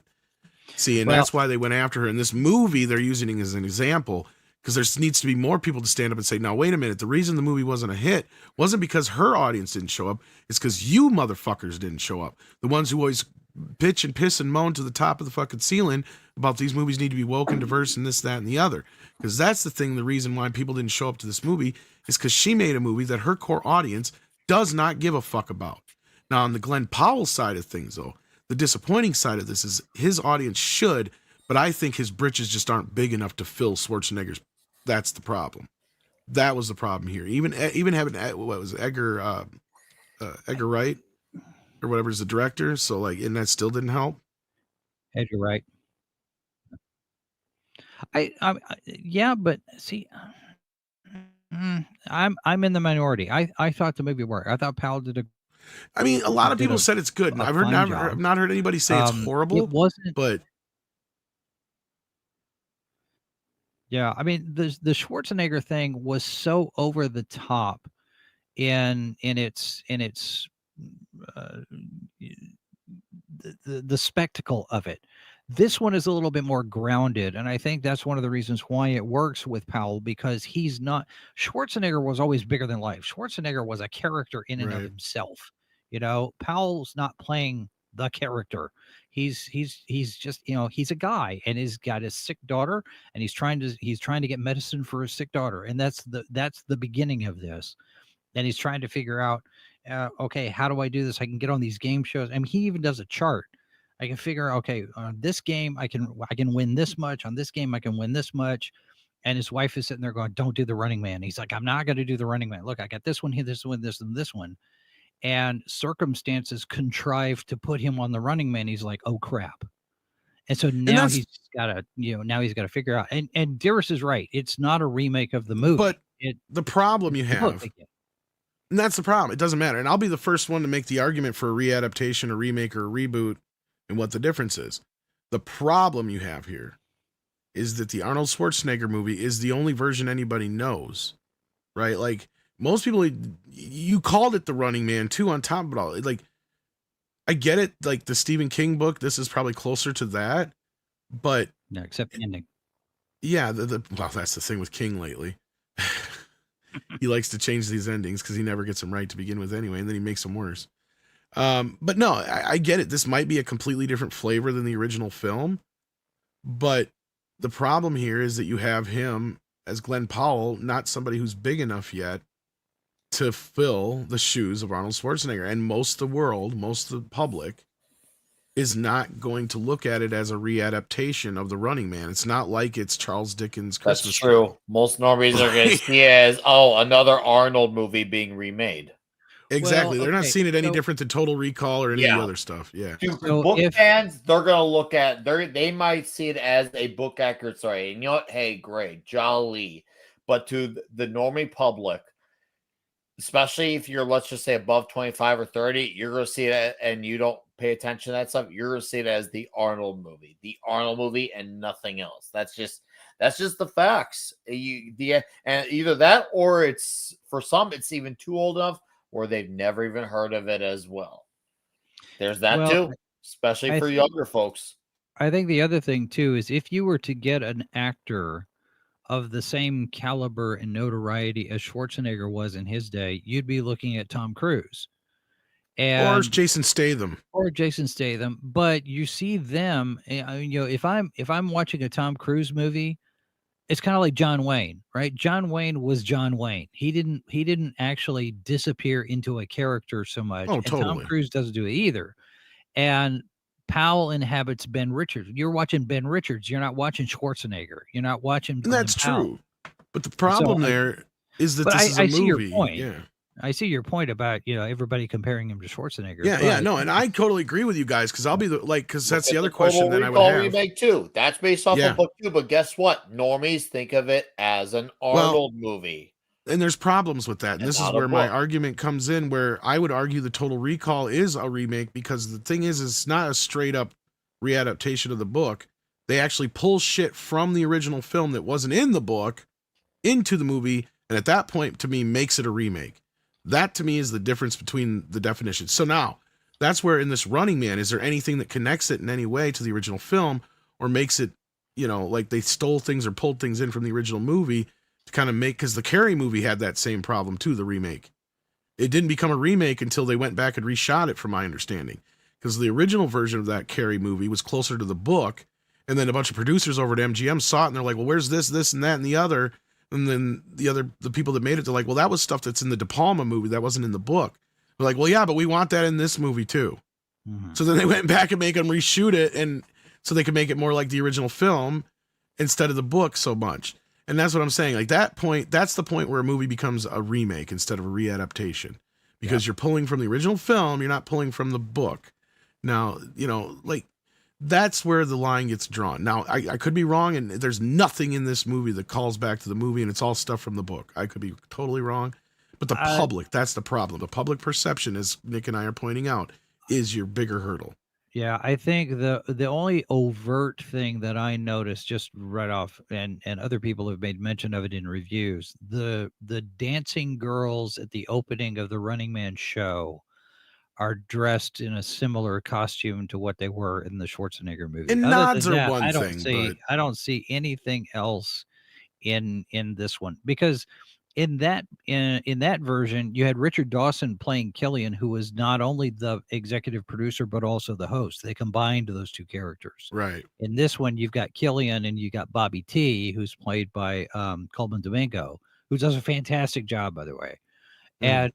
And Josh Brolin is playing Dan Killian. He's the network executive, right? And I don't. Just looking at, I probably should have watched the Schwarzenegger movie before I watched this one, just for comparison, but I didn't want to set up any expectations one way or the other.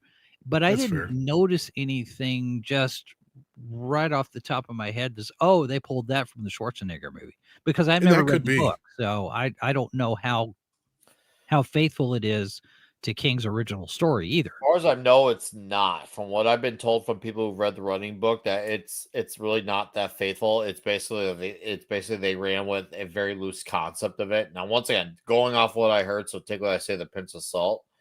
It basically is they took a loose idea and they changed it enough where, well, it was based off this idea, but really it's a different thing. I wouldn't be surprised if it's more like the Death Race 2000 remake, where that is literally just like we took a little bit of the concept and we ran in a completely different direction with it. But again, I will reiterate, Jason Statham, you put him in this, that might have been your shot to making this popular. I think it would have opened with twice the box office, man. I think if I'm going to be modest, as much as Statham, I think probably would have done like 25 or 30 million. I don't think it would have done like 50 or 60 million. I don't know. I think it would have been like around 20, 25, 30 million. See, I think there's just not. Could be wrong, but hey, I'm saying this as someone who loves Statham. You know me, dude. Like, yeah. Beekeeper is like, that's one of my favorite movies of the last few years. I've watched the movie like 8 or 9 times. I'm in love. And I get what you're saying, Nick, but this being a remake puts it on the level of like the Meg, right? Like that's where I'm getting at. Like people will notice, they're going, oh, it's a Running Man remake and you got Jason Statham in it. He also did Glenn Powell. That didn't do well. The original one did, but the remake. Well, the original one I thought did. Would Statham be more of a draw 5 years ago, though? Maybe. I'd say it's been about the same. The thing with Statham, and the only reason I bring him up in this instance is because he's one of the only action stars. There's nobody else, and Powell is not to that point yet where he's a household name. Man, it's Vin Diesel. He's right there. See him in Vin Diesel has been enjoing Burger King too much. Dude. It's about family. The ship is sailing. He's on his final ride. The family meal. Dude, dude, the family's gotten so large in those movies. Who isn't in the family? Like shit, my grandma who passed 5 years ago is part of that family now. It's insane how gigantic that family's become. Well, let's see what you guys are talking about out there. We got Marks who sent us in a super sticker. Thank you for that, Marks, for 99 cents. We appreciate that. Jason Webster sends in another super chat. Says, would have been better for Paramount to welcome in makers of web series Star Trek Continues for future Trek projects than continue with Kurtzman. Well, Jason, here Yeah. in lies the constant problem I always say with fan films or doing anything like that is that you're just going to guarantee they will never hire you. Never hire you. I mean, Well, even the one time that I remember it is when they did that kid to fix the Luke Skywalker thing, and as far as I know, they never hired him for anything since. well, he is no the Luke Skywalker guy. The you're talking about the kid who did the face replacement stuff. They actually Yeah. put him on staff to do that full time. Is my Oh, did understanding. they? I thought I heard the other. Yeah, Okay, maybe I'm wrong. it's So it's rare when something like that very, happens, but very it does rare. happen. I know the BBC. When Peter Capaldi was playing the Doctor, there was some fan-generated title sequence that the BBC ended up liking so much they bought it and basically kind of tweaked it a little bit, but it was essentially this fan's work that became the title sequence for Capaldi, I think, starting in his second year. But you know, right now the quality of the fan films and our ability to do on our desktop the same kind of computer generated work, the visual effects that you'd get in some television shows. I think that's a viable option. I'm not sure that fan film productions are maybe where to go. You probably want to look at original creators, but That's what I was getting at. But yeah. the fan film people, they understand the work, they understand the property. Don't get me wrong. I don't think they would do a bad job. You just have to look at it as there's so many different moving components that go into making a show for a network or a studio Yeah. that go into making a fan film. Because when you're doing a fan film, you can do whatever the fuck you want.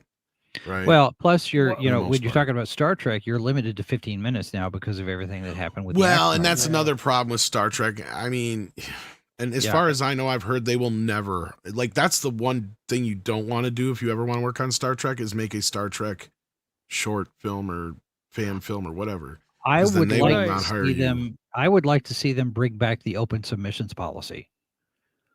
Because of Alex, that's the way. Alec, they fuck. Yeah. Well, Alec Peters ruined it for a lot of things. But if they did the open submission policy again, that's a way that you can have fans become professionals contributing to the actual IP, because that's how Ronald Moore got involved. And the back in the day, they had this thing where anybody, with an agent or not, could send in up to 2 unsolicited scripts.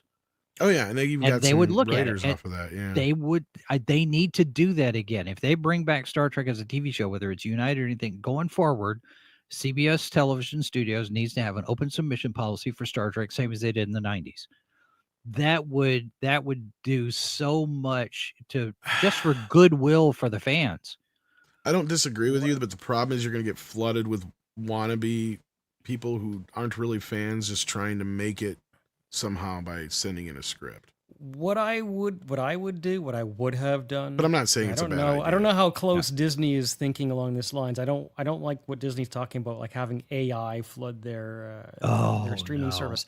But in the age of streaming, you don't have to invite this stuff into your canon. You just have to allow the fans to create it and submit it under the expectations, right? So if you're watching the streaming service, say, oh, here's all the official Star Trek stuff.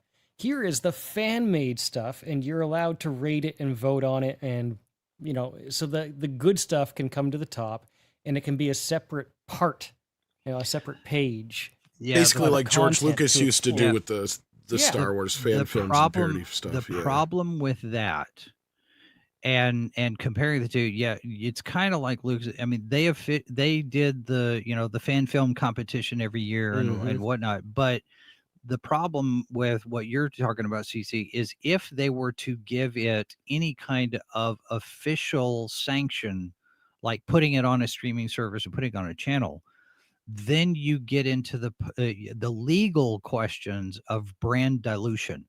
Who actually owns it? Because if the fan films are putting together Star Trek, then basically, I mean, it's the same kind of thing with Axanar. If you've got if you have this company or these people who put put this thing together and everybody says, well, Axanar is more Star Trek than Kurtzman Trek, then you start getting reputational harm to the actual IP. And they're not going to do that. You I'm know, not I sure. don't know I think what it Trek actually is ends more up going Trek, that way, though. but If you have something that's that, are we so I just, if you delaying? have something Oh, that's go ahead. that good, and you embrace it, does that not better the quality of your branding? No, Because now you well, have it's something not that's about that good? it's not about the quality. It's about the ownership. It's about the legal aspects of it. Because let's say Vic Mignogna comes in and he does a 20-minute fan film that is the best Star Trek fan film ever, and CBS, Skydance, they come in and say this is the best Star Trek fan film ever. We're going to put it on Paramount Plus. They don't own Star Trek Continues. They don't own Vic Mignogna's work. Right? They haven't paid him, and he hasn't paid Paramount. I mean, there hasn't been any kind of financial transaction one way or the other for the rights to the IP. And it's a polite, I'm going to look the other way. All of these companies that own these things, Star Trek, DC Comics, Marvel, the Space 1999, any fan film that you're doing with this, the actual company that owns the rights, they look the other way because technically what you're doing is a violation of copyright. Can But Vic, they ignore it. sign They on ignore it because it's marketing for the brand. And as long as you by don't do submitting harm it, to the brand. Can the terms and conditions of submitting it say that Vic gives up all his rights? Well, Yes. you'd have to do that, but at the same time, you're still going to be limited as to what kind of things you would be able to accept into that kind of presentation. What were you going to Because- say, Nick? Oh, sorry. Nick was going to No, say it's something. okay. I just Go ahead, wanted Nick. to get his piece well, before he got I too wonder far. if I had a delay for a bit because I let Jason finish and wish he completely saw it, and then all of a sudden it was weird. It was like CC and I were trying to say something. Like, I think there's a delay on one of our sides. There but has either been way, here and there. no, Yeah. no worries, buds. I was just gonna say you guys are going so deep in this trek, and all I'm doing is just eating ice cream, and it's really good. That's all. Oh, okay. Well, So I it was passed just on a ice color cream earlier. commentary. I should have It's bought it. salted I maple. want it Salted now. maple, by the way, for But- those wondering. Salted maple. It's got a caramel swirl in the middle too, and it's really damn good. I'm actually eating straight out of the tub with a spoon. I'm not joking either. Well, and to Mecha J's point right here, Peter's screwing over Axanar's production. Yeah. Peter screwed over all the fan films. Yes. he did. Not Yes. just Almost- Axanar. And of course, Yeah. Axanar was a scam from the beginning, as we've It was learned. But the death of Star Trek. it's even affected fan films for other IPs because Yes. people have gotten gun shy because and this is one of the things where it came out that Peters had a meeting in Vegas during one of the Star Trek events, Star Trek Vegas. Peters actually had a meeting with John Van Sitters, who's the vice president of consumer products for CBS. And they basically told him, you don't want to do this. And he went and did it anyway. And, was claim, this, we're going to do this $1 million Star Trek movie and it's going to be more Star Trek than Star Trek. I mean, but he used all of that money to build his Ares Studios, basically exploiting the Star Trek brand illegally and not even making a Star Trek fan film with the money that he was raising to make a Star Trek fan film. But that's not what he did. It was a con job all the way around. And with the guidelines and everything else that happened as a result of the lawsuit, everybody's fan film projects were harmed. That's one of the reasons why Star Trek Continues shut down. That's why Star Trek Phase 2 shut down. And Cawley, James Cawley, he pivoted very smartly, I should say, by taking his sets and saying, okay, I want a license from CBS that this is now the official Star Trek set tour, because he has it lined out. He has his sets for Star Trek New Voyages, Star Trek Phase 2. He's got them up there in Ticonderoga laid out exactly the way they were at Desilu. So he's got all museum quality respect, stuff. He got William Shatner to sit in the captain's chair Multiple times. Shatner's been up there, I don't know how many times. And all other all respect to Cawley. Yeah, he, and other track actors have yeah. been up there, and he's building a next generation set right next to it, which is probably going to do the exact same thing. This is laid out exactly the way it was in the studio back in the day. He's got the shuttle Which, down. speaking of, that set is officially sanctioned now, right? It is officially Yeah. part of So they set, could film on it. They could officially film on it if they wanted well, to. I think one of the conditions of it being, because it's now technically a museum display as opposed to an Yeah. operating set. But if you were to do like my idea to save Star Trek, where you come up with an anthology of stories set in various different eras, sure, you could go shoot there, or you could go shoot on the sets in Ohio, which used to be the ones in Atlanta.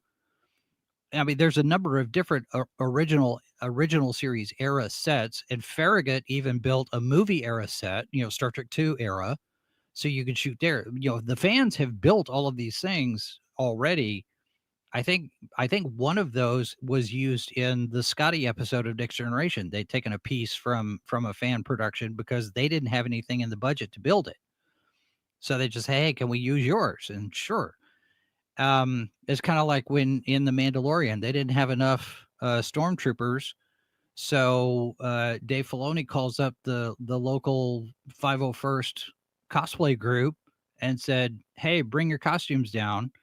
And they put him in as background actors, and they said some of these guys have better costumes than what we're making. But you absolutely could shoot on the Ticonderoga sets. But I think that's a condition of it being the licensed Star Trek tour from CBS. It's officially got a CBS stamp on it, on the condition that they don't shoot fan films there. Cauley has completely gotten out of fan films at this point. He said there was too much drama, especially after Axanar.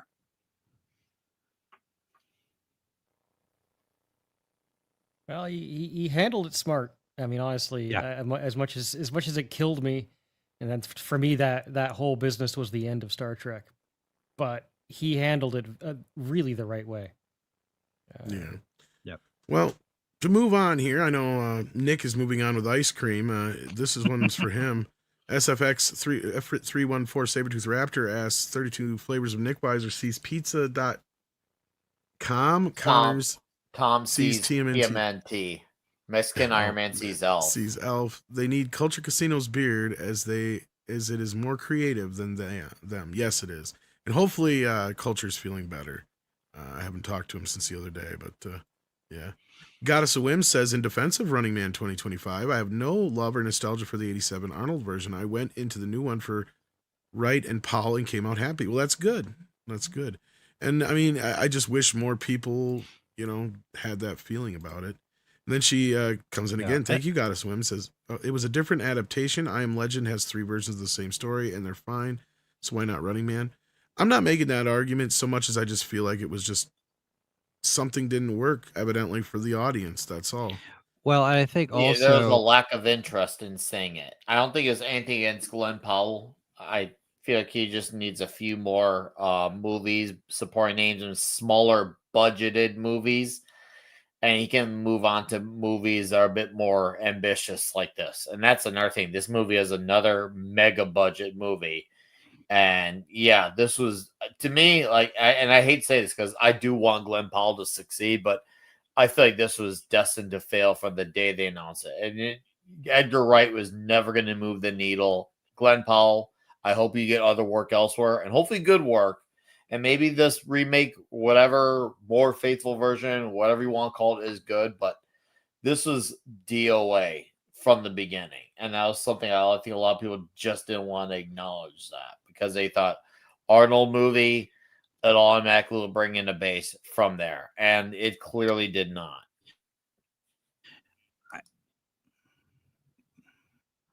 Well, I'm gonna disagree just slightly, because I think one of the things that they were not expecting is for Now You See Me, Now You Don't 3 to be such a hit. That Barbie kind of and came out of nowhere, Oppenheimer had surprised big a lot of opening people weekends. that it dominated. Yeah, but Barbie and Yeah. Oppenheimer both had mega gangbusters weekends as well, and they came on the same day. It's not unusual for movies like that to happen. Yeah, So but this it is could have not. made, if there was an interest there. Yeah, but this wasn't marketed. This wasn't marketed the same way. maybe it's not, but it's clear that more people cared about seeing that movie than to care about that one, to the point I'm where kind it of just won it by a landslide. again, I'm kind of in the middle of where you guys are standing. Like I agree with both sides in a way, but at the same time, I guess that just brings up the answer again. Wrong movie, wrong time for the wrong person, I guess. I mean, it might have been the right movie, right Well, and the other time for the thing right too, person at a Tom, different time down you the had road, but yeah. well, there was that there's an article, what was it? I think in Variety, talking about the fact that just a month ago, you have a new guy taking over the marketing department over there at Paramount, and stuff was Mm, there was a lot of stuff in limbo where everybody was like, what's the plan here? What do we do? yeah. Because the people that greenlit the Running Man are no longer the people that are running Paramount. And it's kind of like the same thing like what happened with John Carter. By the time you get it to the Mhm. point where the movie is ready to be marketed, there's nobody there that cares about it, has any investment in it at all, because all of those executives are gone. Yeah, I and who think we're knows if running the into some of that movie here too. and the movie could have maybe even undergone some fixing had they had different, like, not been in the middle of a change of regime. All those things are Maybe. plausible. Yeah. But no, I'm just glad Goddess of Women enjoyed it, and I know some other people did. I just wish it had done better for Glenn Powell at this moment in his career, because I don't dislike him, and I think he is a good possibility for a future movie star. But I guess this at this point, I'm not sure this worked for him. You can But read my review at sci-fi4me.com. there you go. And with that, I think we're caught up on everything. But I know Nick has to get ready for Toxic Tuesday because you're gonna do some bondage tonight, right?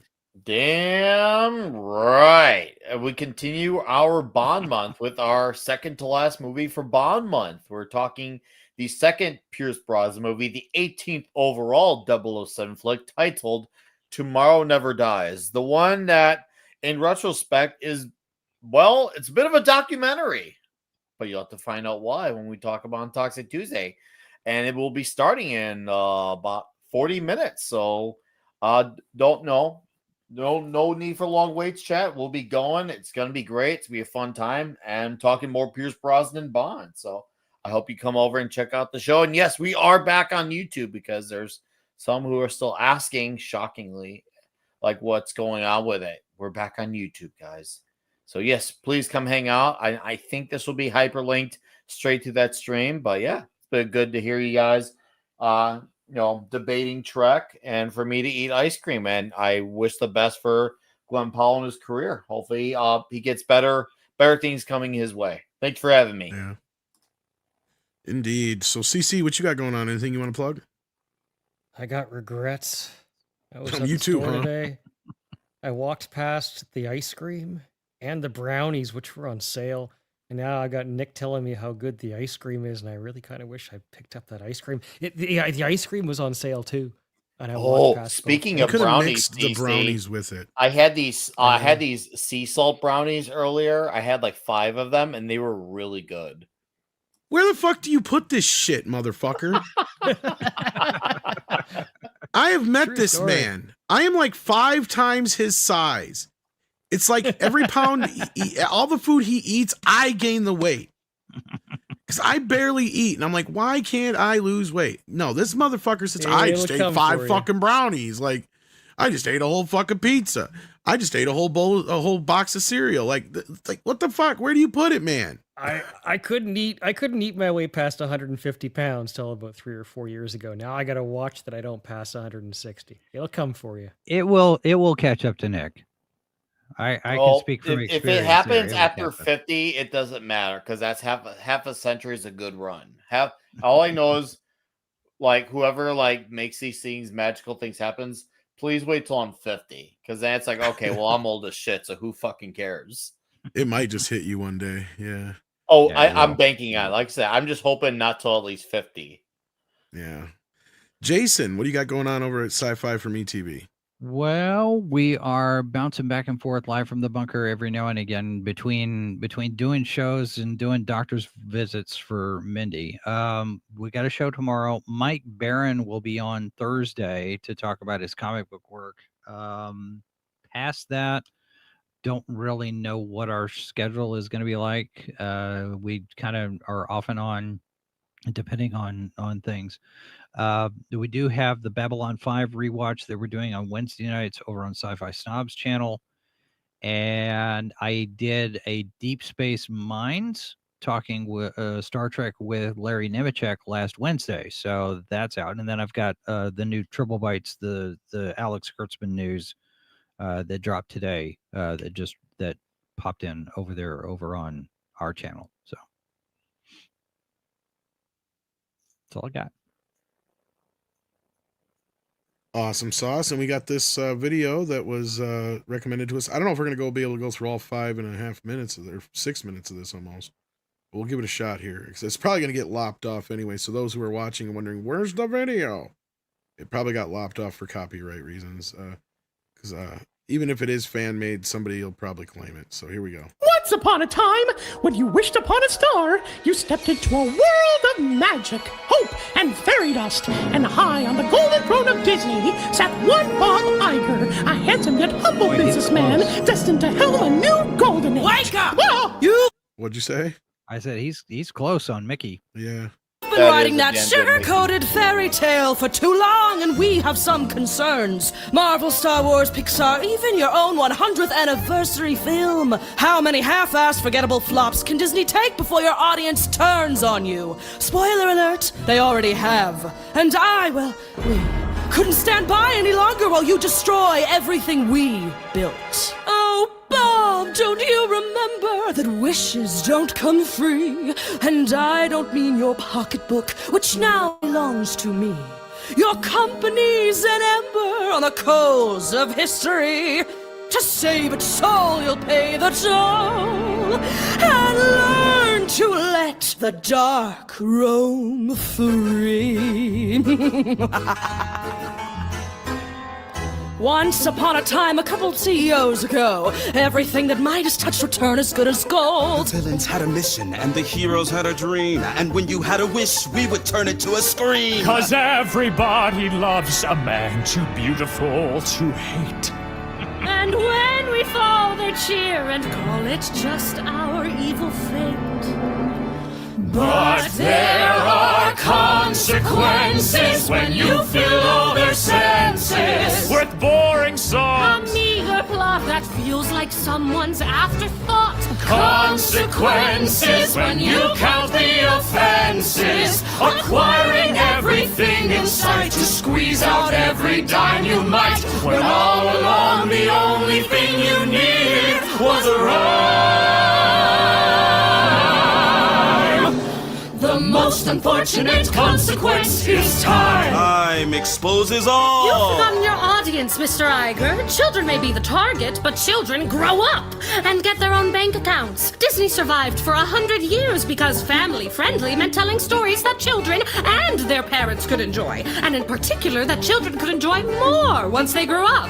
But the stories they're telling these days. They're too easy. Do you think your audience is stupid, Bob Iger? Hush! Your time is running out, whether you like it or not. We are merely here to remind you what you're missing.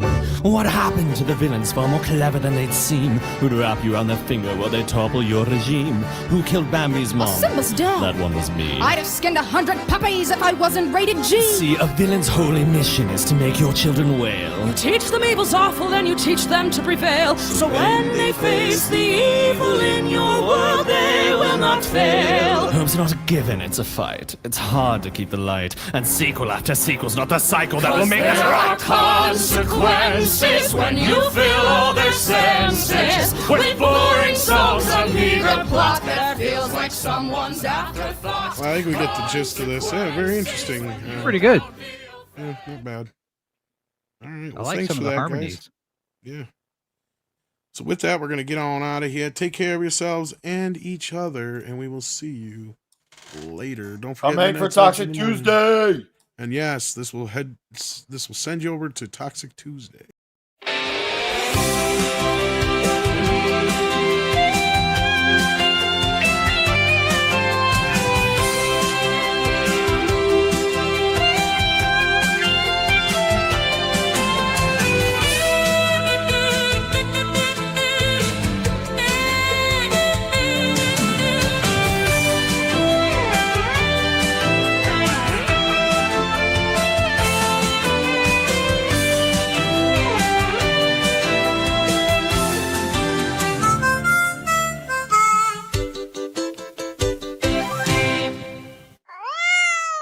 Cute kitty. Available now for the first time ever on DVD from Midnight's Edge After Dark Productions. It's My Two Dads, the complete first season starring Mexican Iron Man Tom Connors and Culture Casino. Available now for $19.99 while supplies last.